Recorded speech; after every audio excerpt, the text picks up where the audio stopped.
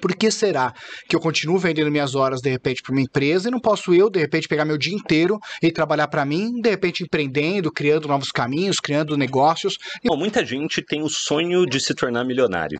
Como que eu junto meu primeiro milhão?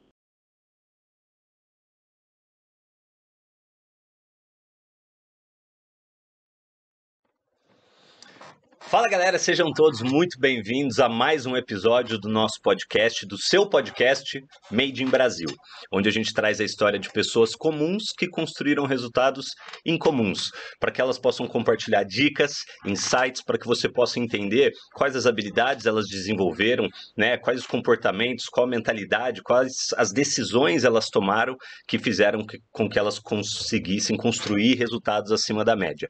Para que você possa aprender. Né, aprender, aplicar no seu dia a dia para melhorar seus resultados. Meu nome é Dom Barros, estou aqui com a minha futura esposa, sócia, parceira de podcast, né, host do Made in Brasil, Carol Viudes. Fala galera, tudo bem? Estou muito feliz que o tema de hoje a gente vai falar sobre dinheiro, mas como investir e cuidar do seu dinheiro da maneira certa. É uma honra estar aqui com o nosso convidado, tenho certeza que vai agregar demais para vocês. Legal. E mais uma coisa, a gente vai te contar como que você vai fazer para guardar o seu primeiro milhão. Eita, então volta, foco, take nisso, como você vai aprender a guardar o seu primeiro milhão. Vai ser bom demais. Deixa eu dar um recadinho que a gente às vezes acaba esquecendo, né? Pedir para as pessoas se inscreverem no canal e também compartilharem o conteúdo, ajuda a chegar em mais e mais pessoas. E se você também tem alguém aí que você ama, que você quer que chegue no seu primeiro milhão, aprenda a gerenciar e guardar o dinheiro, pode compartilhar o conteúdo. Boa, gatinha. Pessoal, deixa eu apresentar então esse cara que é um grande amigo, né? Conheço ele aproximadamente aí há 10 anos, né? Trabalhamos no passado e ainda trabalhamos juntos, né? E é um cara que eu tenho um carinho especial por ele e não só eu, é uma daquelas pessoas que todo mundo gosta, sabe? É impressionante como todo mundo gosta desse cara, um cara, sabe, do bem, um cara super carismático. Precisei pedir ajuda para ele algumas vezes nos últimos tempos aí, ele sempre teve à disposição, né? E é um cara que, poxa, como pessoa é um ser humano incrível e como profissional então nem se fala, né? Aliás, o resultado que ele pôde construir fala por si próprio, né? Ele se tornou um dos maiores líderes, né, do mercado de vendas diretas, ele é sócio fundador, né, da RV4, uma empresa de investimentos que ele vai contar um pouco mais aqui para vocês, e também descobri que ele é um investidor, né? Não só no mercado de ações ali, né? No mercado financeiro no mundo dele, mas a gente até estava conversando agora há pouco que nesses últimos tempos, conversando com algumas pessoas em situações diferentes, né? Grupos de amigos diferentes ali, um comentou que tinha começado um negócio e que o Basile tinha investido, o outro começou que estava no mercado imobiliário, o Basile tinha investido, eu falei, caramba. Se vocês têm um bom negócio. A gente tem a pessoa para investir. O investidor tá aqui. Mas sem mais delongas, com vocês, nosso grande amigo, Vitor Basile, seja muito bem-vindo. Bom, gente, antes de mais nada, obrigado pelo convite. É um prazer imenso estar junto com vocês, né? Eu tenho certeza que a gente vai poder contribuir bastante, passar bastante informação, legal, conteúdo e tentar passar para o pessoal que está assistindo, que vai ouvir, que vai poder consumir a melhor forma de poder chegar do ponto A ao ponto B e esse ponto B realmente ele seja tudo que a pessoa ela sempre quis, né? Legal. E antecipar, né, esse ponto B, o quanto antes melhor, né? Bacana. E para o pessoal te conhecer, conta um pouquinho, né, de como é que foi essa jornada. Eu te conheci trabalhando com vendas diretas, né? Eu não tenho certeza se você já tinha ou se você fundou a empresa de investimentos depois. Antes eu não lembro com o que você trabalhava. Conta um pouquinho pra gente. Bom, vamos lá. Acho que hoje eu tenho 37 anos, faço daqui a pouquinho, final desse mês, não sei exatamente quando que o podcast vai pro ar, legal, mas 29 de dezembro espero as parabenizações de todo mundo que vai escutar pelos meus 38 anos. Trabalho. Legal. E aí Basicamente assim, né? Eu sempre fui uma pessoa que fui moldada pro corporativo, mercado corporativo, sempre fiquei até meus 27 anos dentro do mercado corporativo. Ah, Vitor, e por que você foi pro empreendedorismo? Por não gostar? Não, pelo contrário, eu era apaixonado mesmo pelo corporativo, nunca tive nenhum problema no mercado corporativo de não crescer, de não ver minha carreira fluindo, sempre fui aquela pessoa que tudo que tinha que fazer para poder galgar um degrau acima, né? Mantendo éticas, valores, sempre tava lá, então quantas horas tem que trabalhar, bora, né? O que tem que aprender, vamos. E assim foi ao longo desse caminho, sempre no mercado financeiro, mercado corporativo, até que com meus 27 anos, um colaborador que eu tinha dentro de uma empresa, trabalhava junto comigo na minha equipe, fez convite para que eu pudesse conhecer o mercado de venda direta. E eu fui muito mais para dar minha opinião do que necessariamente para poder iniciar algo novo, porque eu não buscava um plano B, não buscava uma outra alternativa de rota, mas naquele momento foi o mercado que fez sentido, que me atraiu, e aí eu iniciei esse caminho paralelo ao mercado corporativo.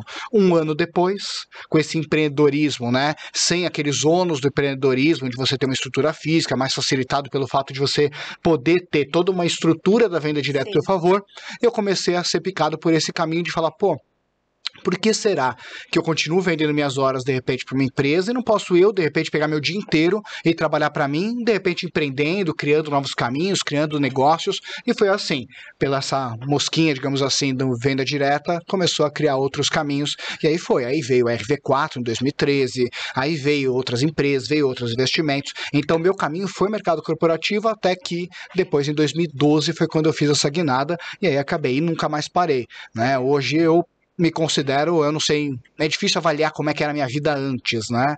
Como é que era, você passa muito rápido. Mas hoje eu olho e para mim é uma delícia mesmo você ter criado algo e olhar aquilo gerando um fruto, olhar aquilo só, caramba, que loucura, né? Só para ter. Vocês me cortam, tá? Não, tá ótimo. E é realmente assim, né? Fascinante a jornada, a gente gostar do que tá acontecendo, ver o progresso, lutar por ele. Aí sabe o que é louco, assim, né, Carol? Cara, a gente completou 7 anos agora de RV4, legal, isso que eu né? E aí a gente fez um e-mail para todo mundo que trabalha conosco, né? Todo o time que trabalha lá, mostrando o primeiro faturamento, né? Falando, cara... Eu juro que eu ia te perguntar, e o primeiro cliente? R$543 foi o primeiro faturamento que a gente fez em outubro de 2015. Foi o primeiro faturamento no ambiente quando a gente migrou todo o modelo de negócio para poder trabalhar muito focado em investimentos. R$543, aí você fala, cara, R$543, 3 sócios, né? Imagina, vamos dividir, o que faz? Não tem o que fazer, né? Então você começa. Então o empreendedorismo foi assim, aí foi caminhando, foi vindo, até que uns anos foram mais rápido, outros um pouquinho mais de... E hoje a gente 7 anos aí caminhando, né, de uma forma muito forte e é muito legal. Então o empreendedorismo tem essa magia, né, de você poder olhar e falar, nossa, eu fiz, né, caramba, que loucura. Legal. Então meu caminho foi essa migração, né, de 27 anos moldado para o corporativo e de repente esse 180 graus. Bacana. E o que é a RV4? O que você oferece? O que ela faz?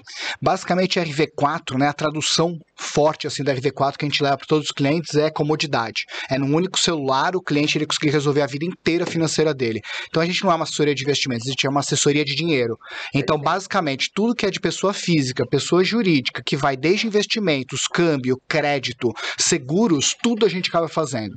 A gente optou por não só entregar um investimento, mas a gente quis criar uma empresa de comodidade. As pessoas hoje que são nossos clientes têm uma vida atribulada, é o cara que tem uma empresa, aquela mulher que tem uma carreira executiva, aquela pessoa que tem o seu capital, mas ao mesmo tempo ela tem outras necessidades e é um pé no saco você ter mais de 20 senhas, você ter 70 pessoas para poder falar. Então a gente simplesmente criou um caminho que no único WhatsApp a pessoa fala, cara, eu quero cotar meu seguro do carro, ótimo. Eu preciso ver todos os investimentos que eu vou fazer fora do país porque eu não quero manter meus investimentos aqui. Não, eu quero mudar de renda fixa. Então a gente praticamente, e como que a gente consegue fazer isso? Não é uma única pessoa. Basicamente a gente montou um hub com especialistas de várias áreas, cada um no seu quadrado, que a pessoa que centraliza, que é o assessor, ele passa a distribuir sempre para especialistas para que a pessoa possa ter uma única zona de contato, mas que em volta dessa zona de contato, que é o assessor, ela tenha sempre especialistas especialistas em cada área. Preciso de câmbio, vem um especialista de câmbio. Preciso de crédito, vem um especialista de crédito. Eu preciso aqui fazer o desconto para minha empresa para pagar a folha. Ótimo. Cara, investimentos, vem a pessoa só de investimentos. Então a gente criou isso porque hoje eu acredito que a comodidade, que eu penso muito em mim como cliente. Eu não gosto de ter 1 milhão de lugares para poder resolver alguma coisa. Então você tem um lugar onde a pessoa fala dinheiro, é esse WhatsApp, que é o WhatsApp do assessor RV4 Investimentos. Então hoje a gente está nisso. A parte de investimentos, a gente hoje está atrelado a XP Investimentos. E todos os outros produtos a gente foi criando, né? Conectado às principais seguradoras do mercado, tudo para que a pessoa ela possa ter o melhor produto, a melhor taxa no mesmo lugar. Legal, sempre. Legal, que interessante. E hoje, quantos clientes investem com a RV4? Basicamente, a gente acaba tendo um serviço muito direcionado. Hoje são aproximadamente 2.600 clientes que a gente tem. Então, a gente é meio que uma boutique para justamente você poder ter poucos clientes assessorados pelos assessores. Então, o máximo que um assessor ele vai ter de clientes para poder cuidar, né? Você está falando de coisa de 90 a 100 clientes no máximo. Ou seja, se ele falar, eu quero falar com todos os meus clientes, ele consegue somente falando com 3 clientes, todo dia ele fala com todos os clientes dele. Então você não tem aquela coisa de no banco a pessoa tem 800, 900 clientes para cuidar. Entendi. É uma coisa muito ali, bem direcionada, para que a pessoa ela cuide muito e ela conheça exatamente quem é o cliente, a família dele, tudo bonitinho, para que você não tenha aquela coisa de falar, puta, deixa eu contar de novo a minha história. Nossa, de novo. Então, para não ter isso. Então a gente quis criar uma boutique onde a pessoa ela tem poucas pessoas para poder assessorar, só que nisso você poder entregar muito valor, tanto no atendimento como também no produto e na solução. E tendo tantos clientes assim passando por vocês, você percebe que tem um erro comum que as pessoas cometem com dinheiro, ou o erro é não procurar alguém para ajudar, gerenciar? Eu acho que são vários, tá, Carol? Assim, um erro comum.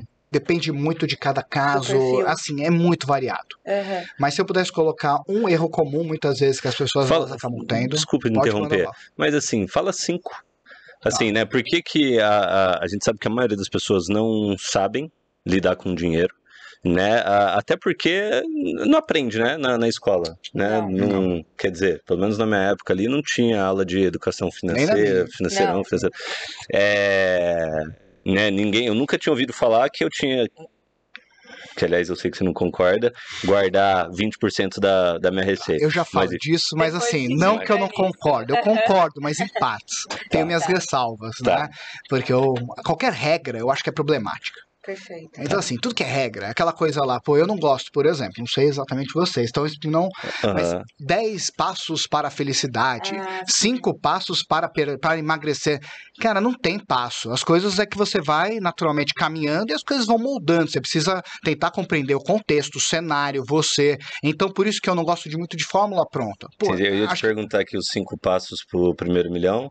Não vai rolar. Não, mas eu vou falar passos. Mas, tô brincando. Mas é que eu acho que... Tem a mentalidade, as pessoas gostam de foto, só que a vida é filme, né? Verdade. As pessoas querem o foto. E aí, naturalmente, você vai pegar a Carol, por exemplo. Cara, a Carol, ela fez assim, assim, assado. Se eu pegar o mesmo modelo que ela fez pra ter o negócio dela de sucesso e eu quiser repetir, a probabilidade pode ser que eu fracasse. Aí você fala, não, é porque a Carol não sei o quê. Não, é porque naquele momento, aquele detalhe, exatamente aquilo, do jeitinho que foi, era pra ter sido daquele jeito. De repente, se ela tivesse com a mentalidade dela hoje, ela teria modificado várias coisas e a pessoa tá pegando a foto dela para poder querer levar para a trajetória. Então, por isso que eu não gosto tanto dos passos. Entendi. Eu gosto muito de você poder conhecer histórias, compreender e contextualizar com o teu momento e o cenário onde você tá. E aí você aplicar, pegar, ou seja, você vai dando um update ao longo do caminho. Legal. Por isso que eu não gosto do passo a passo. Por quê? E Porque ele pode entendendo o que serve para você, né? Porque nem tudo, nem os 10 passos servem para você, né? Não, como em tudo na vida. Por exemplo, eu que... Você começa a ver dietas, começa a ver várias coisas.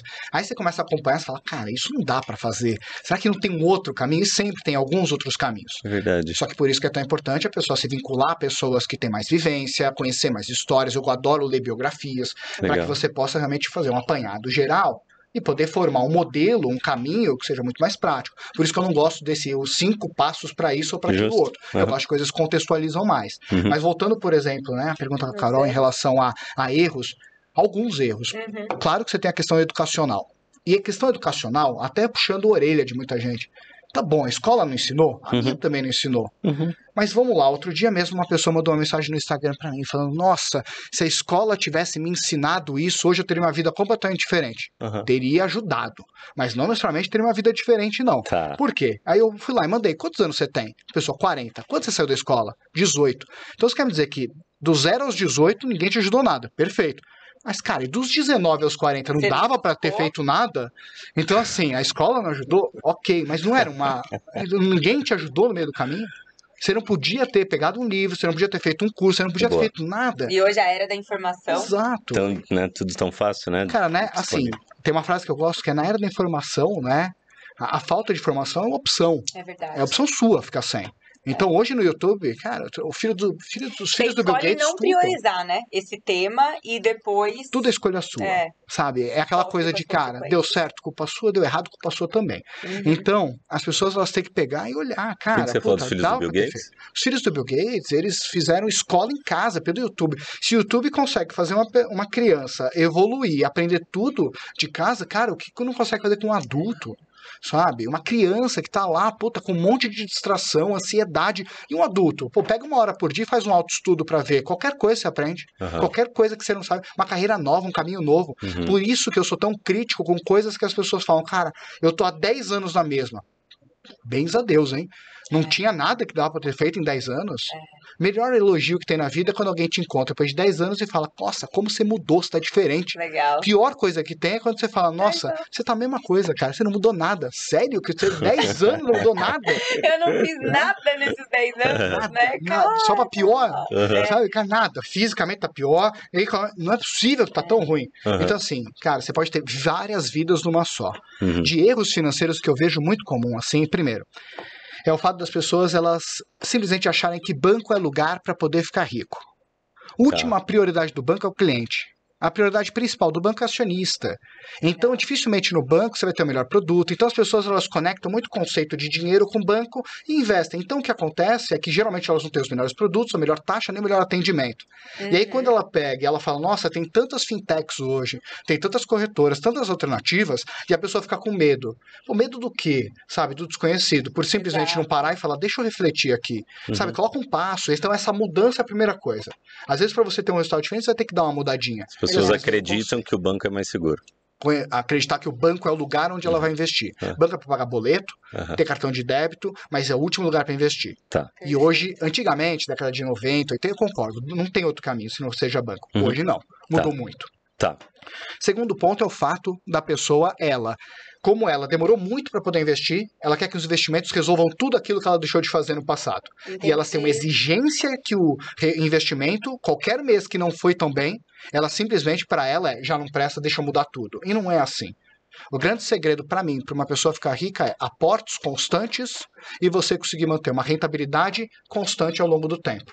E não quer dizer que é o máximo de rentabilidade. Quer dizer, é uma rentabilidade que você consegue superar a inflação e você consegue ao longo do tempo manter ela positiva nisso. Terceiro, é a pessoa não fazer conta de inflação, que é um erro muito grande. Não interessa o quanto é que rentabilizou. A conta é quanto que eu ganhei, menos o quanto tem de inflação, é o dinheiro que sobra.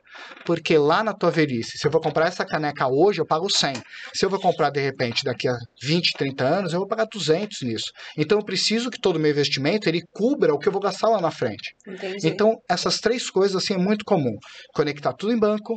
Segundo, é a pessoa, ela simplesmente querer, do nada, recuperar tudo que deixou de ganhar investindo do dia para a noite, e não é assim. Terceiro, essa pessoa simplesmente não cobrir a inflação dela, ela não fazer a conta de quanto que ela tem que rentabilizar baseado naquilo que um dia ela vai precisar ter dos recursos e ela precisa. E o quarto ponto é essa ansiedade de querer ganhar dinheiro, enfiar o pé pelas mãos e começar a colocar investimentos que não estão atrelados ao perfil dessa pessoa. Ela querer justamente acelerar mais do que deveria e começar a se conectar com produtos que não estão atrelados ao perfil dela. Por isso que ter um assessor, ter um profissional do seu lado que possa direcionar, ajuda. Mas se você não ajuda ele, não tem milagre. Ele também. precisa te conhecer, precisa te direcionar. Cara, conhecer, precisa ser um elo de ligação, uma confiança, porque é uma construção de médio, curto e longo prazo. Então você tem várias etapas que têm que ser cumpridas. Por isso que as carteiras que a gente sabe que mais performam são aquelas que têm uma parceria muito bem desenhada. Tem que ser uma sociedade. Quando você vai montar uma carteira de investimentos, não é só um prestador de serviço, é uma sociedade que você monta, onde essa pessoa tem como foco te ajudar a rentabilizar. E o teu foco é você manter o plano que vocês pré-determinaram para poder chegar lá. É um apoio que tem que ter dos dois lados. Legal. E tem, se desse para adicionar um quinto, eu acho que a falta de planejamento também, né? Porque, claro que às vezes não dá para planejar se a pessoa não souber como planejar, né? E daí a necessidade de uma ajuda, de um possível assessor. Agora, eu lembro, nos primeiros anos que eu fui pagar IPVA e seguro, por exemplo, né, de carro, e aí chegava aquelas contas, eu falava, caramba, tô fudido em janeiro, né? Eu não sabia que ia me custar tanto de IPVA, tanto de seguro, e que isso dava tanto por mês, e que cada mês eu tinha que separar aquele dinheiro. Então, eu acho que a falta de planejamento também, né? Eu vejo assim, acrescentando também, eu vejo um pouco de mentalidade. Até no meu caso mesmo. Então, eu sempre comecei a fazer dinheiro muito nova em vendas. Então, eu aprendi a fazer dinheiro. Vi minha família, que é de comerciantes, fazendo dinheiro. E todo mundo teve um pouco aquele tabu, assim, sabe? Quem faz dinheiro não é a pessoa que sabe cuidar do dinheiro. Ao mesmo tempo, da família também se ouvia, né? Não é sobre o quanto você ganha, é o quanto você guarda. E é difícil você aprender a realmente planejar, entender o quanto você ganha para o quanto que você pode gastar, o quanto que você tem que guardar. Como que é um pouco essa conta? Olha, acho que essa até puxando dois ganchos. É. Primeiro, planejamento. Perfeito. Um inimigo muito forte de planejamento é aquela questão de a maior parte das pessoas, elas querem ter tudo quando dá vontade de ter tudo. Tá. Dá para ter tudo na vida, mas não necessariamente no mesmo momento. Se as pessoas conseguem compreender que algumas coisas dá para ter agora e outras, se você esperar, você consegue gerar um fôlego maior financeiro, já vai ajudar pra caramba. Legal. Então, pensando em PVA, tudo bem, planejamento do que tem de gastos, contas, mas quantas compras, de repente, são feitas no meio do caminho, porque a pessoa vai no shopping e fala, cara, preciso disso daí, sabe? E, puta, se desse pra dar uma esperadinha, ela pudesse planejar um pouquinho melhor, de repente ela nem ia querer, ou nem ia precisar daquilo. Mas quantas vezes você vê pessoas que enfiam o pé pelas mãos com carro, com viagens, com várias coisas, e ela vai criando alguns mecanismos para justificar o erro que teve. Mas se ela esperasse um pouco, ela poderia ter aquilo. E poderia ter até melhor financeiramente, com mais calma, podendo fazer uma experiência ainda melhor se esperasse um pouquinho mais. Então essa questão de querer ter tudo é um problema muito grande, e as pessoas elas são consumidas por ansiedade, por aquela coisa de eu mereço, e isso é um problema muito grande com o dinheiro. Esse é um problemaço. Trabalhei tanto esse ano, eu mereço. E aí, falando de pessoas comerciais, né? Gente que gera muito dinheiro, é um problema também grande. Por quê? Porque ela tem tanta confiança que ela faz grana, que assim, gasta. E mês que vem eu faço de novo. Teve um amigo, né? Comerciais, médicos, né? Eu vejo também. Tenho muitas amigas médicas. Faço de novo. Mas aí quando você vê, tipo, não guardou, né? Então, aí vem o problema da questão de, ok, você faz hoje uma pessoa com 25, 30, 35, 40, 45, tá trabalhando. Agora, até quando? Chega uma hora que, quando você é aquela coisa de quando você está lá, né, em pleno fôlego, tá tudo fluindo, você não pensa muito no dia de amanhã. E você não fica pensando no pior cenário. Mas de repente vem uma doença, vem de repente algum caminho, puta, você não tá mais com tanto saco, e de repente você fala, nossa, de novo. E acontece com quantos médicos, por exemplo, do médico, a gente tem muito médico como cliente, de ele chegar um momento que ele fala, cara, eu amo minha profissão, mas eu não amo mais do jeito que ela está. Eu não aguento mais atender tanta gente, só que se eu não atender tanta gente, meu padrão de vida baixa. Se baixar, eu não consigo pagar as contas e eu não vou gostar da vida como ela é. Então a questão é que as pessoas elas precisam guardar para você nunca ter a sua profissão sendo algo que você não gosta tanto. Verdade. E você poder fazer a sua profissão atrelada à tua timeline de vida também. Legal. Pô, tem um momento, eu adoro mercado financeiro. Eu tô agora, pulsando. Mas de repente, com 60 anos, você vai gostar? Vou. Mas de repente eu não vou gostar no ritmo de hoje. De repente eu vou ter um ritmo diferente. Só que se eu tenho a necessidade de manter esse ritmo para poder pagar minhas contas, eu não posso desligar. Aquela profissão que eu amava tanto, de repente não vai ser mais a profissão que eu amo. Então verdade. Esse é um risco muito grande que as pessoas têm por causa do erro financeiro. Então essas duas questões, para mim, quando vai falar de planejamento, vai falar de pessoas que têm poder muito grande de poder fazer grana, é problemático. Legal. E o que você ia falar em relação àquela indicação, né, recomendação padrão aí de guardar 20% de tudo que você ganha? Tá. Acho que até para contextualizar para a galera que está ouvindo ou assistindo, né, a gente começou aqui perguntando para ele, né, devemos mesmo guardar 20% de tudo que a gente ganha? E aí ele falou, pera que eu sou contra, vou explicar, né? Tá, vamos lá, eu vou contextualizar um pouco, até para explicar por quê. Uma vez eu fui num evento, eu falei isso, quase me jogaram uma pedra. Tá. Né? Então eu sempre contextualizo. Não que eu sou contra, eu sou a favor sim. E eu sempre fui uma pessoa muito econômica. Eu sempre tive na métrica na minha vida de eu ganho, eu guardo e o que sobra eu gasto. Sempre foi essa a minha lógica. Mas ganho, guardo, depois Ganho, guardo, gasto. que sobra eu gasto. Sempre foi nessa lógica. Se vira com o que sobrar, Tá? né? Mas eu acho que qual é o contexto? Por isso que eu gosto do filme e não da foto. Verdade. Quando você passa a ter um ganho legal, você guardar, né, 10, 20, 30%, às vezes que você quer apertar bastante, tem que tomar um cuidado também com quanto você guarda, porque é aquela questão, né, que não aprende a gastar, é uma coisa que, cara, quanto você vai gastar, né? Você tem que saber como gastar também. Você tem uma parte, você precisa gerar para si próprio o benefício do seu esforço. E o gasto, né, essas coisas também são importantes. Então, aquelas pessoas que economizam muito também tem que tomar um cuidado, porque ela é uma sobrevivente muitas vezes, né? Verdade. Só trabalho, guardo. Ok, mas que horas, né? Qual é o prazer que tem? E quer queira ou não, o dinheiro ele acaba sendo essa contrapartida do quanto você está tendo sucesso num caminho, mas também ela acaba sendo a medida, né, de coisas que você tem de trazer um bem próprio, porque o dinheiro é um intermediário muito forte. Mas qual é a questão que eu vejo? Quando uma pessoa ela tem pouco dinheiro, ela ganha muito pouco. Pô, pensando no caso do brasileiro, você vai pensar por R$ 1.500 por mês. Aí você fala, tá, para guardar 10%, por exemplo, uma pessoa ganha muito pouco, cara, não é assim que funciona, não dá. Não sobra, 80% da grana dessa pessoa vai no mercado para comprar coisa. Com a inflação muito alta, mais difícil ainda. Então, assim, você fala, cara, olha lá, guarda 10% dos seus R$ 1.000, dos seus 1.500, vai sobrar R$ 100 por mês. E aí sim, você vai fazer o que com esse dinheiro? Vai aplicar, hoje o juros ele tá bom, beleza. Vai aplicar mais R$ 100 que você aplique, gerando 1% ao mês, por exemplo, se for uma aplicação ali bem tranquila, vai gerar quanto de rentabilidade? R$ 1. Então, eu estou falando que foi todo um esforço feito, que a pessoa fez uma economia gigantesca e ela aplicou suado e gerou para ela R$ 1. Né? Aí você fala, nossa, beleza, mas vamos lá mesmo de novo. Aquele esforço gigante, privando um monte de coisa que já era uma pessoa que está com várias privações, aí guarda mais R$ 100. 101 mais 100, 201. Aplicou, gerou ali mais R$ 1,20 de rentabilidade. Continua com o mesmo problema financeiro. Esses R$ 200, se der algum problema, não vai resolver a vida dela. Se resolver, em um mês já acabou tudo que ela fez de esforço por 2 meses. Então é uma pessoa que ela continua no mesmo ciclo problemático. Ela pode estar mudando a mentalidade. Perfeito. Mas a questão é que não resolve o problema dela, que no caso, se a gente está falando de pobreza, né, você está falando que é pouco dinheiro, está gerando riqueza para ela. Mas, Vitor, se ela gerar um fator, bola de neve por muitos anos, qual é a probabilidade disso acontecer? Qual a probabilidade no meio do caminho não acontecer nada? Qual a probabilidade? Então, a questão é que as pessoas elas pegam essa teoria e não é a prática para muita gente. E não é só para quem ganha 1.000, às vezes para quem ganha 3, 4, 5, 10 mil. Gente, hoje uma pessoa que vive numa capital ou que vive num grande centro, 10 mil, 8 mil, 6 mil, cara, uma escola dos filhos vai R$ 1.500, R$ 1.800, não é simples. Por isso que, qual é a minha grande crítica? Se você é uma pessoa que tem grana, você ganha dinheiro, essa lógica funciona demais. Perfeito. Demais. Por quê? Porque a pessoa vai estar com um aporte muito grande financeiro, alocando recurso, investindo ele, começa a virar uma bola de neve que é vistosa. E aí quando você olha, dá mais vontade de fazer, que você fala, cara, tá crescendo, tá subindo.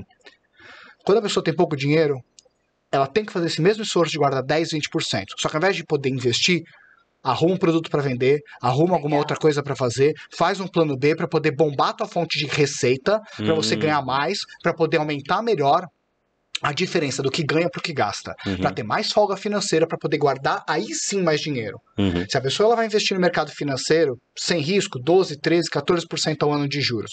Se a pessoa compra uma caneca dessa, por exemplo, que ela aprende a fazer em casa e de repente ela tem uma margem de 20, 25% que ela consegue fazer em casa, já vale mais a pena ela guardar e aplicar para si própria, fazendo com que ela tenha um plano B que gera mais segurança. Se ela perder a fonte de renda principal dela, ter pelo menos uma outra fonte de renda, e com isso ela consegue dar um boost, né, nas fontes de receita dela, criando um plano B. Aí sim eu acho que faz muito mais sentido, porque a margem de lucro da venda vai ser muito mais potente do que ela teria pela rentabilidade do mercado financeiro. E para ela seria uma coisa que ela poderia reinvestir, poderia girar. Então, para as pessoas que têm pouco capital, para mim guarda 10, 20% e vai arrumar um plano B. Com esse dinheiro, reinvestindo nele para poder fazer uma bola de neve empreendendo. Legal. Pô, eu não sei empreender. Cara, te vira. Aprende. Vai fazer brigadeiro. Qual é a margem do brigadeiro? Pô, eu consigo fazer um brigadeiro assim, assim, assado. Ótimo, já é alguma coisa, é um start. Putz, isso não der certo, aprendeu alguma coisa. Sabe? Então, esse esforço de economia, para quem tem pouco dinheiro, eu não acho que é investindo. Vitor, e se passar uma dor de barriga? Tudo bem, você tem um pouco de recurso ali, mas quer solução? Porque não adianta, esse é o ponto. As pessoas elas querem solucionar ou querem um paliativo. Quer solucionar? Você vai precisar ter um outro caminho, uma outra fonte de renda, um outro caminho que te dá um boost na sua receita. Por isso que eu não sou tão a favor dessa regra.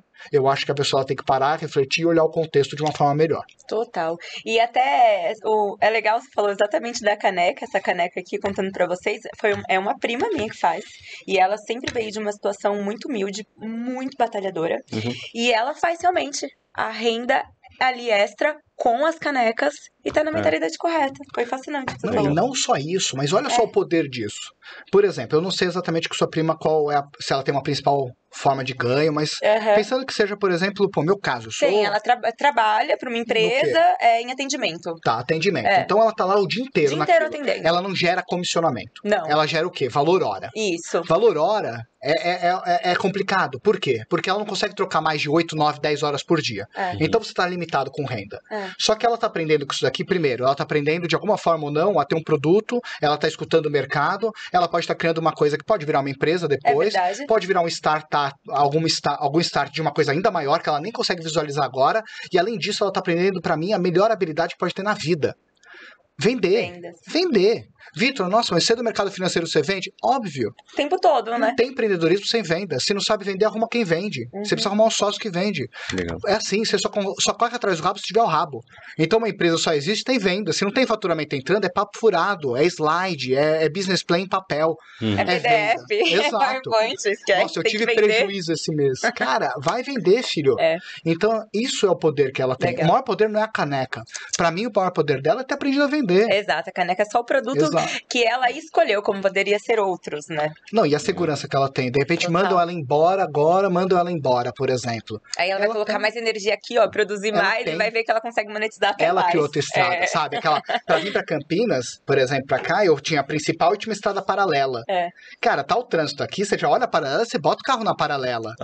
Né? Esse é o ponto. Então as pessoas só tem o quê? Só tem uma estrada pra poder seguir, que não depende delas. Isso que é o ponto que depois eu fui entender que mais me incomodava. A minha vida não dependia muito de mim. Quantas canetas estavam no meu caminho para eu poder ter um aumento no salário, no trabalho? Isso me incomodava. No empreendedorismo eu falava, cara, a caneta é minha, pode estar sem tinta, preciso colocar tinta aqui, pelo menos eu me dar aqui os aumentos que eu quero.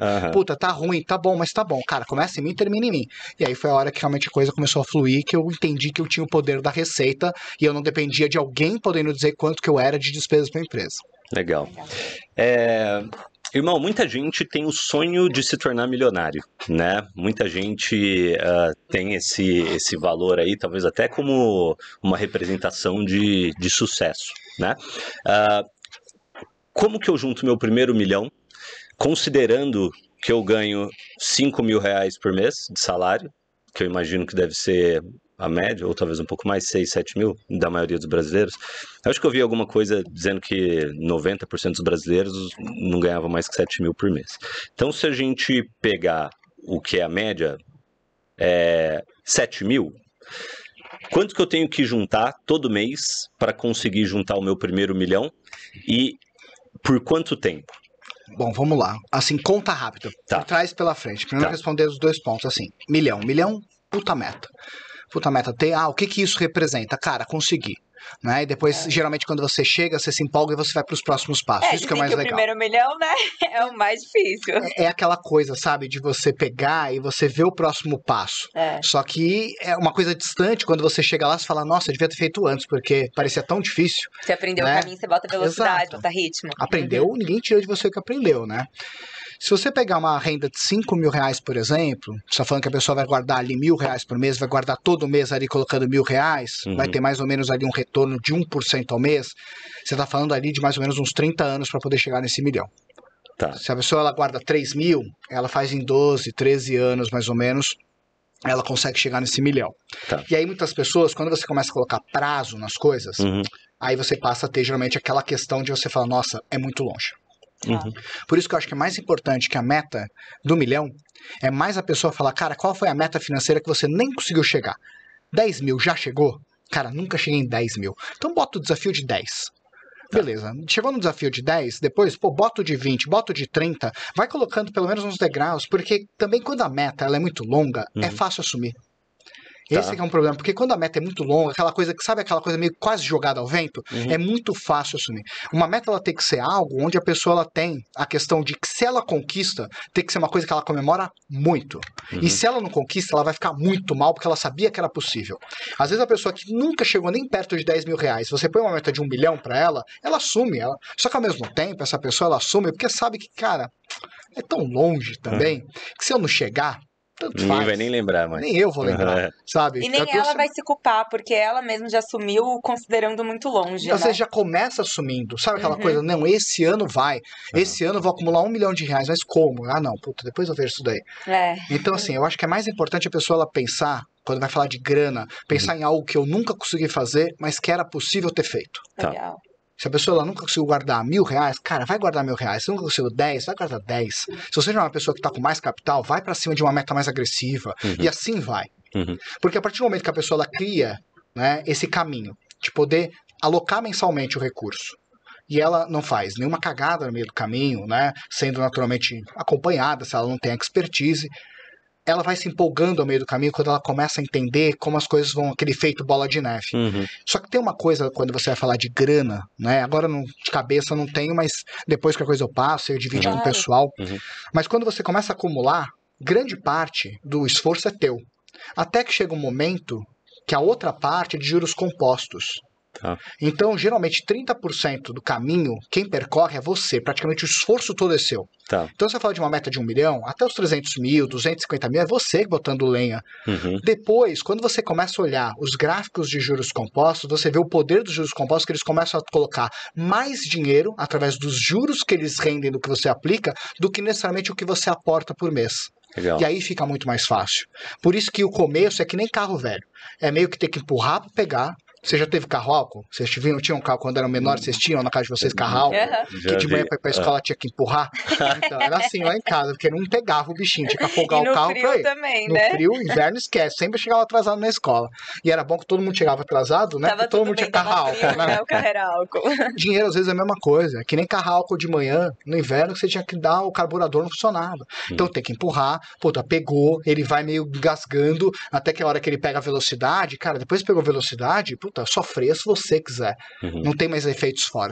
Por isso que eu acho que é tão importante essa meta de 1 milhão, super factível, mas eu acho mais válido até a pessoa poder pensar no que eu nunca fiz. Legal. E ela poder se comprometer com uma meta menor. Legal. Você falou guardando R$1.000 por mês em torno de um pouco mais de 30 anos, 34, né? Se os juros mantiver do jeito que está hoje, né? Tá, considerando os juros de hoje. Juros de hoje. Aí a pessoa que ganha 10 e está guardando 3 por mês? Uma pessoa ganha 10, guarda 3, mais ou menos vai ser a proporção a mesma. Então ela vai depender de uns 12 anos, 13 anos para poder fazer esse caminho. Então se coloca 3 mil todo mês ali, 1% ao mês mais ou menos uns 12, 13 anos, ela tá com R$1 milhão. Show.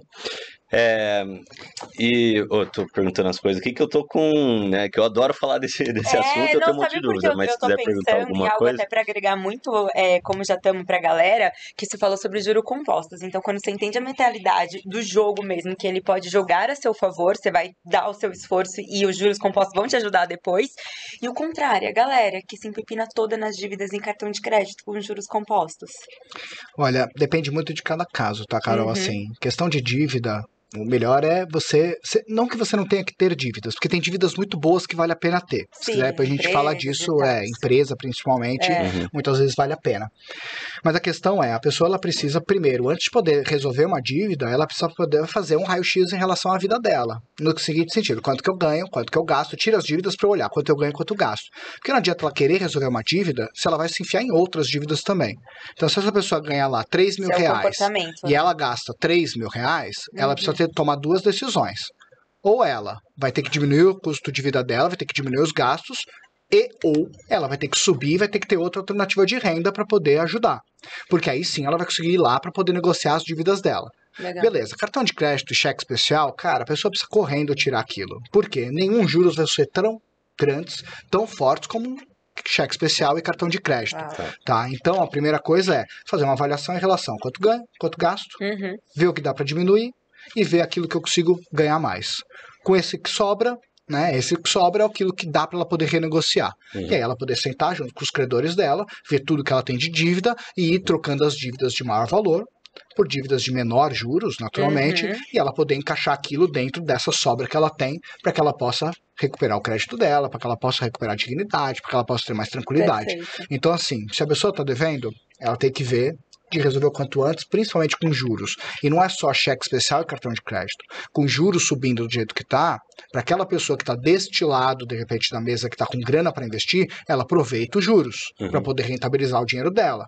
Hoje, com os juros que a gente tem hoje, praticamente, né, uma pessoa ela vai dobrando de capital a cada 5, 6 anos, ela está dobrando o capital dela. Né? Agora, a pessoa que ela está devendo, ela está no pior ponto quando o juros está alto. Então, essa pessoa ela não vai conseguir ter fôlego para conseguir pagar essas dívidas. E vai virando uma bola de neve cada vez maior. Cada vez pior, por isso que é tão importante. Existem mecanismos, depende do grau de endividamento dessa pessoa, ela consegue pedir ajuda, por exemplo, né, para o Procon, Ministério Público, para, por exemplo, ter programas de renegociação. Legal. Ela consegue, muitas vezes, ela vê caminhos de feirões de renegociação junto com o credor, mas o melhor caminho é ela resolver o quanto antes, e para isso ela precisa fazer primeiro um exercício de casa, para ver aquilo que dá para ela poder ter de sobra de caixa, para ela poder depois ir poder resolver. Legal. Por isso que eu sou tão adepto a pessoa ter fontes de renda. Por quê? Porque eu acho uma coisa que é muito mais sustentável do que corte de gastos. Quando a pessoa fala de corte de gastos, cara, é muito ruim você pegar e você falar o seguinte, tá, quanto tempo da minha vida, de repente, eu vou ficar sem viajar? Quanto tempo da minha vida eu vou ficar, de repente, sem poder pedir uma pizza com meus amigos em casa, de poder ir no cinema? Quando você pensa 1, 2 meses, é uma coisa. Agora, quanto tempo você aguenta? As pessoas têm necessidades, então assim, é muito ruim você espremer tanto seus gastos a ponto de você ser um sobrevivente. Por isso que eu acredito tanto na fonte de renda extra. Agora, a questão que muitas pessoas colocam, falam, eu não tenho tempo para nada. E assim, sendo o mais duro possível, mas que alguma pessoa possa escutar e possa mudar, ninguém tá nem aí. Esse é o português claro. Ah, não tenho tempo para nada. Tá, mas resolve. Não ter tempo para nada? Não. Então, você tem que ver o quanto é que tem de tempo e você vai ter que procurar alternativas.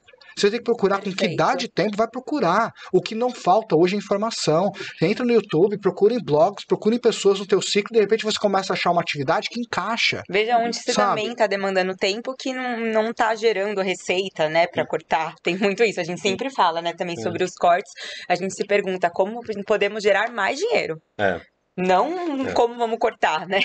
É melhor essa pergunta do que o resto. Só que outro dia eu vi um vídeo, né, de um cavalo que a moça ela pegava a corda, a rédea, e ela passava no cavalo. Só que não existia rédea. Ela só fazia um movimento. E você viu o cavalo trotando. Assim, as pessoas, às vezes, elas têm certas coisas invisíveis que são limitadores, que foram criados desde a época da avó, do bisavô, da mãe, vão sendo passados. Se você vai tentar explicar de onde que veio, ninguém sabe explicar. Mas está lá. E as pessoas se prendem nisso. E as pessoas se prendem em outra coisa, que é a questão, né, de uma profecia autorrealizada, né? Aquela coisa de alguém falar, puta, você não é muito bom falando com ele, você não vende muito bem, e aí a pessoa ela vai criando um contexto que ela acaba já não fazendo bem aquilo, porque sempre me disseram isso. Então é meio quase uma poda que ela tem no meio do caminho para não desenvolver. Ela se coloca algumas coisas, por quê? Ela se acha assim, as pessoas acham assim, e ela simplesmente criou aquilo, uma tatuagem na vida dela. E não é o real. Total. Quantas pessoas elas tomaram decisões diferentes e foram, eu venho de área de exatas. Né? Ah, Vitor, qual é a sua profissão? Eu vendo, é isso que eu faço. Eu sou empreendedor? Sou, mas eu sou vendedor. Por quê? Porque se a empresa não tinha chegado onde chegou, junto com meus outros sócios, assim por diante. Mas a grande questão é, eu sou atuário. O atuário é uma ramificação da matemática que cuida de risco. Foi a minha faculdade, imagina. Uma faculdade super nerd de fazer. Super. Só o pessoal que fazia cálculo o dia inteiro.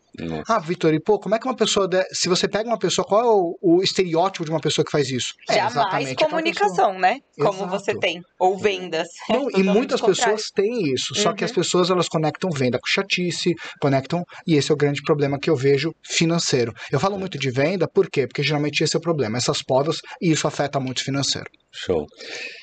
Tem um outro assunto que eu estou super interessado para ouvir. A gente está vivendo toda essa movimentação, né, e essa euforia com mudança de governo. E eu queria saber a tua perspectiva, como que você, dentro do mercado financeiro, enxerga o que está acontecendo, se você puder compartilhar o que vocês estão mudando na estratégia com os seus investidores, ou qual que está sendo o movimento do mercado, né? Principalmente de quem está acostumado a investir dentro do Brasil. Tá, vamos lá. Então, assim, acho que antes de falar de Brasil, mundo, tá? O mundo tá o caos. Tá. Então, mesmo que a pessoa ela tome a decisão de falar, não, vou tirar meu recurso do Brasil, vou levar para Europa, Estados Unidos, cara, tá o caos. Então, assim, hoje a gente tá no momento que é o pós-pandemia, que você veio, que você tem esses efeitos colaterais de muito dinheiro que foi colocado no mercado, inflação pegando no mundo inteiro. Ainda não está claro, por exemplo, sobre recessão, como que vai ser, praticamente é um fato. Você tem recessão em vários países, praticamente uma recessão global vem pela frente, uma cadeia de globalização que parece que vai ser quebrada.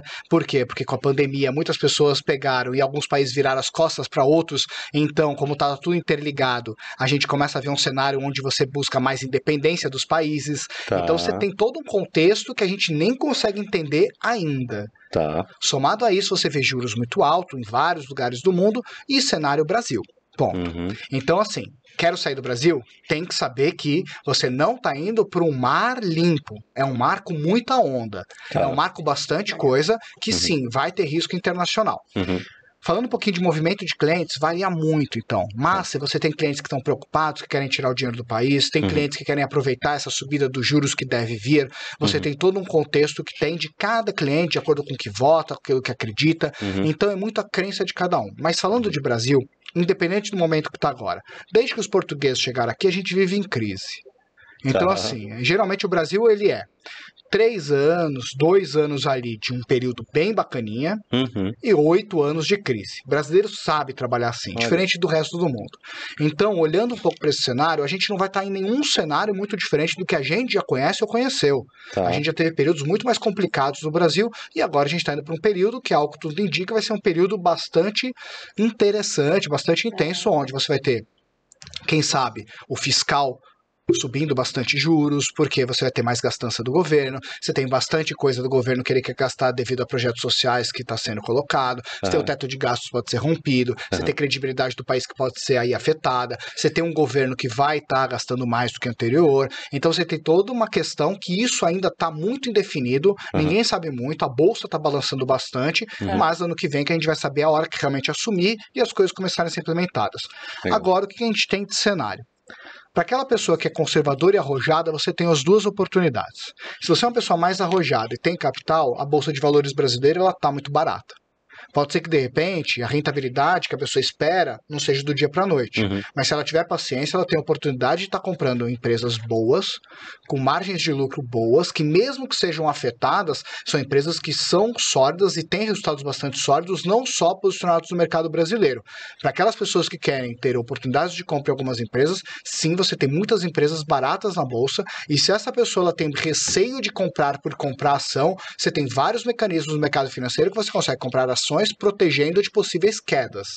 Então você tem cenário para quem é arrojado. Para quem é conservador, você está um cenário de juros super alto, de inflação, que é o que tudo indica, ela volta a crescer agora, e a pessoa consegue se posicionar, fazendo com que o capital dela se multiplique. Então a questão é, para que lado que os investidores estão indo?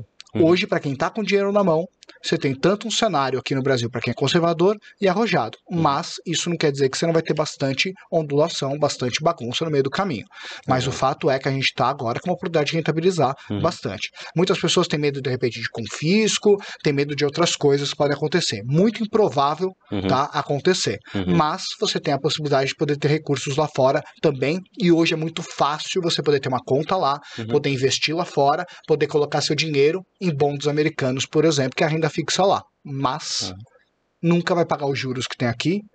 A pessoa tem que entender que ela tendo um risco menor, ela vai ter uma rentabilidade menor. Mas aquelas pessoas que estão mais preocupadas, vale a pena diversificar. Para quem tem mais capital, eu sempre recomendo que uma parte do capital esteja fora do país. E não é nem pelo risco que a gente tem agora, porque Brasil é muito volátil. Então, pelo menos 20, 30% do capital é ideal estar fora do país sempre. Legal. Criptomoedas. Né, um assunto muito popular também, né? Que divide opiniões. Eu tava aqui pensando, você falando sobre oportunidades e pensando sobre criptomoedas, porque a gente escuta as pessoas falarem, agora é hora, investe. Esses dias mesmo a gente tava com um amigo e ele falando assim, não, agora é hora de comprar, em março vai muito bom. Você investe em criptomoedas? O que você acha desse mercado? Eu acho baita mercado. Legal. Eu acredito que sim. Então pode comprar, tá? Eu acho que todo mundo tem que ter um pouco, sim. Eu acho que não pode ser aquele dinheiro que a pessoa necessita. Perfeito. Eu acho que é um capital que ela tem que colocar dentro da renda variável, porque oscila bastante. É um capital que o ideal é que essa pessoa invista para o longo prazo mesmo. Por quê? Porque até os projetos de criptomoedas, tirando especulação, tá? Falando um pouquinho, vamos falar de Bitcoin, por exemplo, e Ethereum, que acabam sendo as duas principais. Quando você olha essa volatilidade toda que acontece dentro do mercado de criptoativos, não é por causa do central, não é por causa da blockchain, não é. Isso daí é uma coisa que está cada vez mais se provando que é sustentável, cada vez mais provando várias funcionalidades, e quando você olha esses projetos das principais cripto do mundo, né, principalmente Bitcoin e Ethereum, que acabam sendo os grandes lastros desse mercado, são muito sólidos. E estão vindo várias funcionalidades dentro desse meio. Quando você olha as crises que isso gerou, é principalmente por causa dos periféricos. Uma corretora, uma exchange quebrou, uma exchange que foi invadida, uma questão de uma pessoa que você olha que é o extremo ainda. Então essa que é a questão que balança bastante o mercado e naturalmente a própria especulação, praticamente todo o movimento. O mercado, eu acredito muito no mercado, cada vez mais ele está ficando maduro, e aquela essência de falar, será que vai sobreviver? A gente já está falando de algo que, pelo que o tempo ele está provando, ele vem se provando algo que não veio para passar, e sim para ficar, por causa das funcionalidades que isso está gerando. Eu acredito que sim, todo mundo tem que ter um pezinho nisso. Mas eu acho que tem que ser por ordem, tá, de chegada, digamos assim. Se a pessoa ela nunca investiu numa renda fixa, primeiro renda fixa, depois ela começa a olhar um pouquinho para a economia real em relação à bolsa de valores, para depois ela caminhar para criptoativos. Por quê? Se a pessoa não tem o estômago para poder investir numa criptomoeda, não faz sentido. Por quê? Porque ela vai passar mal, como muitas pessoas passaram. Quando você olha uma volatilidade de 30%, 20%, 15% às vezes num dia, uma pessoa que ela pega e ela coloca um dinheiro que ela precisa, ou um dinheiro que ela nem sabe muito bem ainda como é que é uma oscilação normal de mercado, ela coloca nisso, ela se desespera. É um capital que o ideal é o quê? Essa pessoa ela pegar, entender quantos por cento da minha renda eu coloco que eu fico confortável, e ela pegar e ela ir alocando esse recurso gradativamente.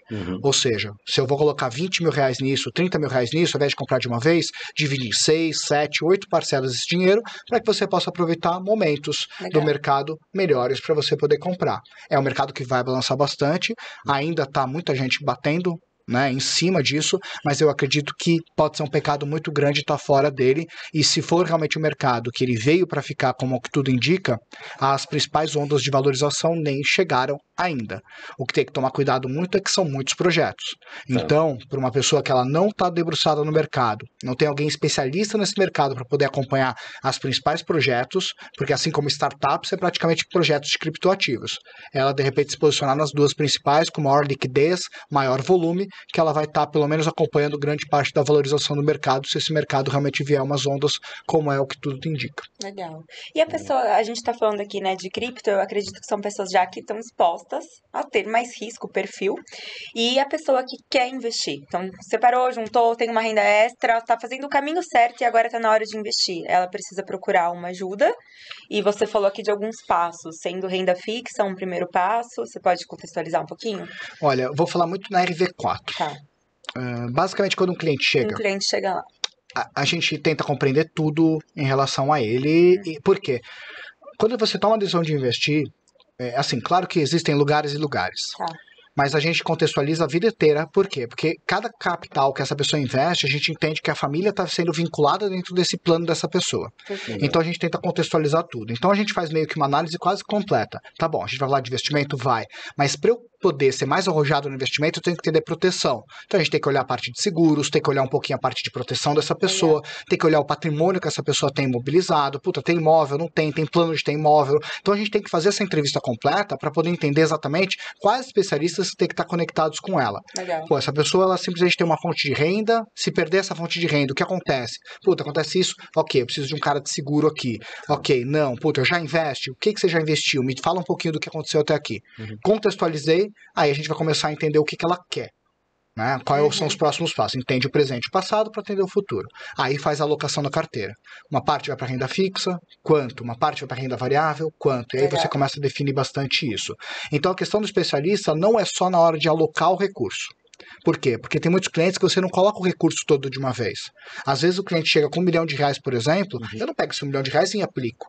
Às vezes eu demoro meses para poder colocar esse 1 milhão. Por quê? Porque o mercado ele tem que estar dando oportunidade boa naquele momento. Então, por isso que é tão importante você ter alguém que está pensando muito nesse contexto da pessoa. Legal. E aí a gente vai alocando isso dessa forma. Sempre baseado no perfil, baseado no histórico, baseado no que essa pessoa quer de planos de vida, né, para ela e principalmente o que ela vai fazendo ao longo dos meses. Você vai aportar mais capital? Esse é o teu único capital? E aí a gente vai definindo as estratégias. Mudou o cenário, a gente começa a mudar as carteiras. De repente, o juros está subindo, a gente achava que ia cair. Então aquilo que a gente achava que era melhor de pós-fixado, de repente, vamos para cá, vamos para lá. Então essa dinâmica que é aí que vem o especialista. Por quê? Uma pessoa consegue fazer o investimento dela, Carol. Muita gente sabe fazer muito bem. O problema é o dia a dia. Cuidar, você tá lá, né, você tá lá na sua empresa. Cara, o quanto isso te consome no dia a dia? Nossa, é muita demais, coisa. E aí você pegar e você falar, nossa, a bolsa caiu hoje. Hoje eu tava vindo pra cá, a bolsa tá derretendo. 3% caindo a bolsa. Então imagina só, aí a pessoa tá lá no dia, vocês estão aqui ocupados, de repente o Dom tá com uma posição na bolsa muito grande, ele fala, cara, tá caindo 3%. Aqui tá afetando para ele, então tem uma pessoa lá que tá olhando, tá monitorando, tá acompanhando para poder justamente traduzir para ele o que tá acontecendo no mercado e principalmente traduzir para ele o que tá acontecendo no mercado em relação à carteira dele e aos planos dele. Exato, porque você vai estar ocupado com outras coisas, você perde o tempo na velocidade de entender o que tá acontecendo no mercado e de reagir. Quando você vai reagir, já foi, né? Cara, ou às vezes não só que foi, né? Mas é aquilo. Às vezes você quer mudar uma estratégia porque você acha... Porque você ficou ansioso, tá mudando tudo. E às vezes não precisa mudar, às vezes não tem que fazer nada. Mas às vezes uma terceira opinião, uma pessoa de fora pira e fala, cara, agora nada, faz nada. Segura. Mas será? Quantas pessoas a gente pega e fala, cara, agora você tem que segurar um pouquinho. Faz nada. Sério, meu Deus do céu. E às vezes a pessoa, se estivesse sozinha, ela já teria vendido tudo, saído de tudo, desesperada. E acontece. Bacana. Ô, Basile, até pra gente também tentar entregar, né, mais algumas coisas aí para ajudar o pessoal que está em casa, que quer melhorar a qualidade de vida, quer ganhar mais dinheiro, quer ter mais resultado. Você é um cara que eu vi ter resultado, né, nas coisas que você fez, no corporativo, você estava trilhando um bom caminho, em vendas diretas, você teve muito resultado, com a RV4 também, vocês estão fazendo um excelente trabalho. Quais características ou habilidades foram importantes? Você falou de venda, né, que talvez seja a principal. Agora, quais outras habilidades e características te ajudaram a se destacar e ter resultados nesses mercados diferentes? Vendo assim, me cercar de gente boa. Legal. Me cercar de gente boa e assim, ciclo de amizade e ciclo de relacionamento, né? Às vezes é você dividir isso. Óbvio que eu tenho muito amigo em todo lugar, e às vezes eu tenho relacionamento que eu não tenho amizade. Entendi. Mas é importante entender o que você quer, o que você precisa, o que você precisa se cercar de pessoas que podem fazer você, por exemplo, pegar e estar sempre atualizado, você poder escutar histórias muito diferentes. Então, os ciclos que eu me vinculei ao longo desses anos foram vínculos, né, e ciclos que me enriqueceram muito e me fizeram tomar certas decisões e me deram alguns atalhos, né, em termos de vivência dessas pessoas que eu pude ouvir, que me ajudaram muito em tomar certas decisões. Pessoas que estavam, assim, a 10, 20 passos à minha frente. Então, escolher bem os ciclos. Aonde que eu arrumo esses ciclos? Cara, se vira, sabe? Te vira. Ninguém vai entregar nada pra você de mão beijada, nada. Ninguém tá pensando em você agora, assim, nossa, eu preciso arrumar a vida do Dom agora. Pensa que tem alguém, nem sua mãe tá pensando nisso agora, sabe? Nem ela tá com outra coisa pra poder fazer. Então, achar que tem alguém querendo, não, você tem que se virar, dar um jeito. Então, ciclos de pessoas foram muito importantes pra mim. Mudança de hábitos. Eu acho que também é muito importante, você, por exemplo, aumentar e elevar muito a tua produtividade, procurar formas que você aumenta, saber ter horário de maior produção, fazer exercícios para você poder ter um canal para poder muitas vezes desestressar, procurar canais, por exemplo, que eu consigo ter ali cada vez me limpando cada vez mais, para que na hora que eu possa produzir pelo máximo de horas possível, da melhor forma possível. Então eu acredito que tudo aquilo que você escolhe ao redor da sua vida, de alguma forma ele vai corroborar para o teu resultado. Então a minha decisão de poder emagrecer, ficar fininho, ficar bem fisicamente, sabe? A minha decisão de, ser uma pessoa que não fica comprando briga à toa, as minhas decisões de poder ter pessoas que, me fazem ficar melhor. Então isso também, eu vejo poucas pessoas falando disso. A gente fala muito de ciclo, a gente fala muito de objetivos, mas escolher né, o teu ecossistema, para que você possa produzir mais e melhor, eu acho muito importante. Hoje eu passo a ter RV4, ainda tudo dentro das vendas diretas, tem outros negócios que eu acabo, né, eu mantenho uma rotina de exercícios diária e muitas pessoas falam, cara, não sei como você dá conta de tudo isso. Eu não tenho filhos hoje, todo mundo geralmente fala, porque não tem filho. Mas isso é uma desculpa, né, porque a pessoa coloca essa desculpa. Cara, eu conheço gente que tem 2, 3 filhos e tem a rotina pior, é mais que a minha. Mas eu acho que a questão é, tudo bem, assim, vão vir desafios no meio do caminho, mas o quanto você quer superar ele, de que forma, sabe, dá um jeito, como é que eu faço? Adapta, ok, ajusta, mas a grande questão, eu acredito que ter melhorado muito esse fator de produtividade, melhorou muito meu foco, melhorou muito minha atenção e conectado ao fato de poder ter boas conexões, buscando cada vez melhor isso, sem dúvida, foram fatores que me ajudaram muito. Então, para não bater muito nos pontos que geralmente as pessoas batem, para mim, ciclo de relacionamento e elevar meu ambiente de produtividade foram cruciais. Animal. A gente fez recentemente uma lista, né? Você fala assim, nem sempre as pessoas estão próximas, mas a gente se vira para estar próximo delas. A gente fez recentemente uma lista das pessoas que a gente queria estar conectado e próximo mesmo, porque sabia que vão agregar, né? Para onde a gente quer ir, pro caminho. Não, e às vezes assim, o pessoal até fala que, mas eu vou estar por interesse. Não é, Todo cara. Todo mundo tem interesse, desde que você também tenha para doar, né? Eu tenho interesse num monte de gente, né? Agora, tem gente que além de eu ter interesse, eu gosto também. Por exemplo, eu tenho interesse no Basílio? Tenho, mas eu gosto do Basílio. Né? Se eu puder passar tempo com ele, vai ser um enorme prazer. Então a gente começou até, né, uma maneira simples um nome que a gente deu para isso, né? Eu comecei a chamar de rolê produtivo. Ela fala, vamos fazer coisa no final de semana? Eu falo, mas calma. Tipo, vamos jantar com um casal de amigos. Vamos lá, só pra ficar falando de futebol, ficar falando da vida dos outros, eu não vou. Agora, se for um negócio que são pessoas agradáveis e ainda assim vai ser produtivo, legal, tô dentro, né? E sabe uma coisa, até falando de ciclos, é algo que eu entendi e sempre me ajudou muito. O que eu posso entregar antes de pedir? Isso, exato, sabe? A troca. Às vezes a gente não consegue fazer essa métrica do quantas coisas a gente consegue gerar, quantas conexões a gente consegue gerar. Eu tenho um hábito muito grande de conectar pessoas. Muito Chegando legal. Aqui, a primeira coisa que eu faço, por exemplo, a pessoa já cruza uma bola, por exemplo, ela já falou, né? A gente Tainá tava lá. Aqui a Tainá falando que ela é de cannabis, né? A marca dela. Você, tem um investidor já. E assim, pra mim, não é uma questão de... Não é estratégica, é uma coisa quase que natural de conectar essa pessoa, fazer a apresentação. Puta, o que você quer? Nada. Mas... de alguma forma, isso acaba gerando alguma gratidão na pessoa, ou é uma lembrança, e eu não preciso que ela me entregue nada de volta, não é isso, não é assim que você vai formar, mas é a questão de você pensar, cara, o que eu tenho? É ficar com a antena ligada, quem eu posso conectar? Quem eu posso ligar? Que negócio que eu posso gerar no meu ecossistema? As pessoas que lutam por um ecossistema mais rico, geralmente acabam enriquecendo. É verdade. Sabe? Você tem elas que fazer. Geram valor, porque as pessoas são recíprocas, então se você dá, existe uma troca, é servir o outro. E é engraçado porque as pessoas, muita gente pensa o inverso. Por exemplo, a tua empresa, eu quero que ela fature 80, 100, 180 milhões, sabe? Vitor, e por quê? E tem gente que não quer isso. É verdade. Tem gente que, se puder, torcer pra você quebrar amanhã, essa pessoa ela tá acendendo uma vela pra isso acontecer.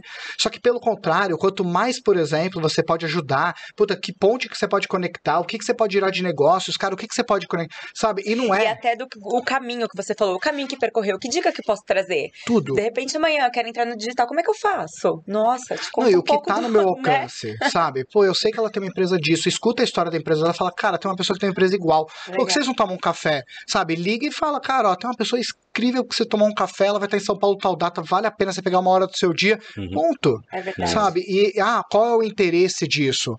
Não se trata do interesse, mas se você transforma isso num hábito de conectar pessoas, você acaba gerando um ecossistema que quando você precisa, as pessoas têm um prazer gigante em poder te auxiliar, e é uma relação que ela acaba sendo uma relação genuína, não de interesse, de eu preciso fazer isso porque depois ele vai trazer uma coisa em volta. Não, mas é simplesmente pelo fato de, eu gerei isso pra ele, e quem sabe volte alguma coisa algum dia, mas eu sei que essa porta aberta eu tenho de alguma forma. Total. Legal. Entendeu? Total. E as pessoas comentam, né, pro bom e pro ruim, é igual a gente fala, às vezes você faz uma gentileza, né, ajuda alguém, pode nem ser essa pessoa que vai te ajudar no futuro, mas algum conhecido que falou, a gente... Engraçado, eu tava pensando nisso esses dias, talvez eu até tenha comentado com você. Eu acho que eu sempre tive essa disposição de ajudar, né? Muitas vezes também sem... já fiz muita coisa por interesse, né? Não vou fingir que eu sou, né, perfeito, enfim. Mas fiz muita coisa sem interesse, sabe? Pelo prazer de ajudar mesmo. E engraçado a quantidade de situações que eu precisei de ajuda nos últimos tempos, por começar a empreender numa área nova, por ter um desafio de uma tecnologia que não, né, não era ali muito a minha área e tal. E fiquei feliz de sempre ter pessoas dispostas a ajudar de graça, né? Eu também tive uma lição, assim, do comercial mesmo. Eu sempre atendi clientes com a mentalidade de que era uma pessoa do outro lado, não importasse o tamanho em si da empresa. Uhum.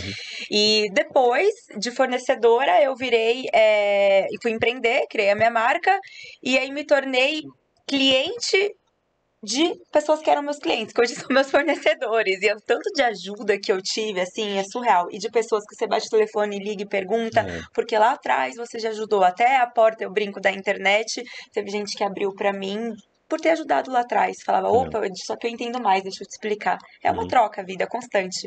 E não pode ter medo de você...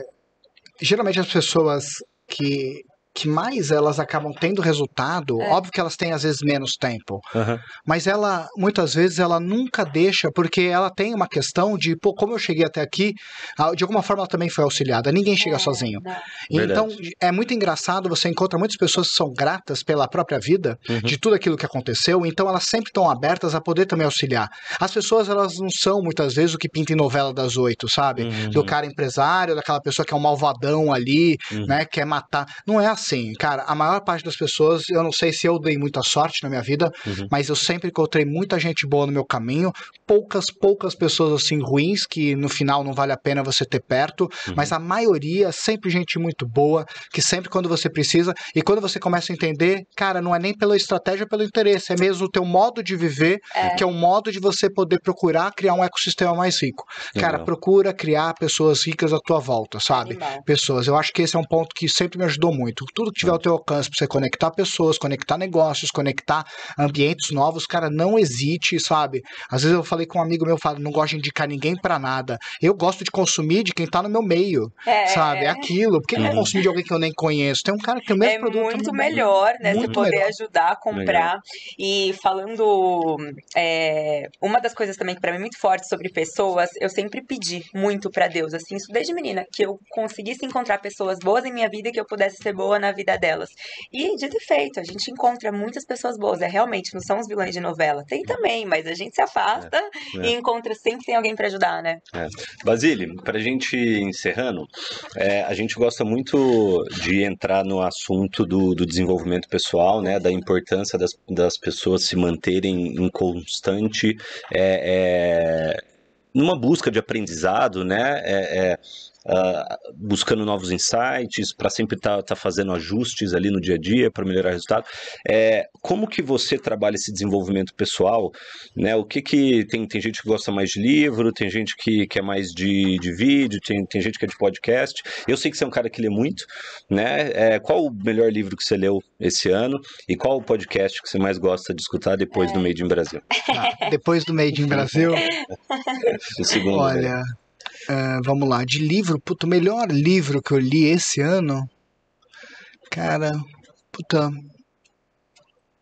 eu acho que é a biografia do Martin Luther King, sem dúvida, pensando, é um livro que nem todo mundo vai ver, mas era um livro que há muitos anos eu tinha colocado, não entendia, não conhecia nada da trajetória dele, apenas um pouquinho que você vê de vez em quando, mas realmente achei incrível. Eu gosto muito de biografia, né? Então assim, não foi o melhor livro que eu li, mas esse ano realmente foi um livro que me impactou muito, acho que muito impressionante, do jeito que foi a história, a trajetória, abriu mão de tudo por um objetivo dele, que ajudou muita gente. Eu acho isso muito foda. Realmente, história é aquelas histórias que você fala, cara, é muito diferente. É pessoas muito diferentes, assim, que eu mesmo me colocando, eu falo, cara, esse tipo de coisa que eu não sei nem como que alguém consegue tomar essa decisão.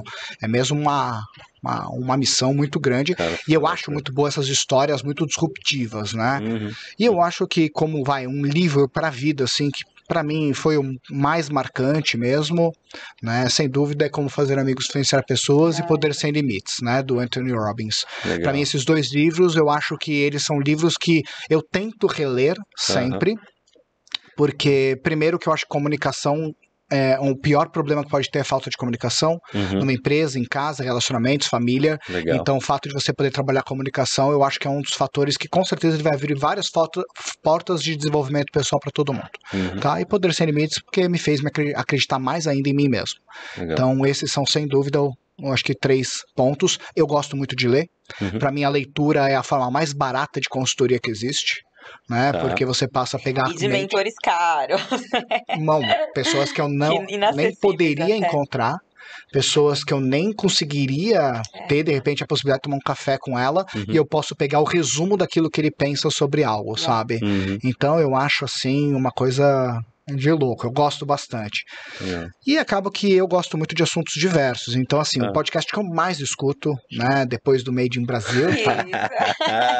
Faz esse corte, hein? Mas os dois eu gosto muito de, principalmente, temas que fogem completamente fora do que eu já trato. Eu escuto muito tema, voltado ao mercado financeiro, mas o que eu mais escuto, acabo escutando mesmo, é Flow e o Inteligência Limitada. Eu ia falar Flow, sabia? Eu gosto porque é uma coisa assim pra mim que é quase uma distração, às vezes, cara, é assim, um podcast que tá falando, tipo, de cozinhar, por exemplo, né? Que você pega, eu acho que você precisa ter alguns momentos que, senão, também, assim, produtividade é uma coisa, mas a questão de você poder fugir um pouquinho ali, sabe, deixar a mente relaxar. É verdade. Então são os 2 podcasts que eu mais escuto, são esses 2 no dia a dia, principalmente que duram bastante tempo, então acabo ficando bastante entretido.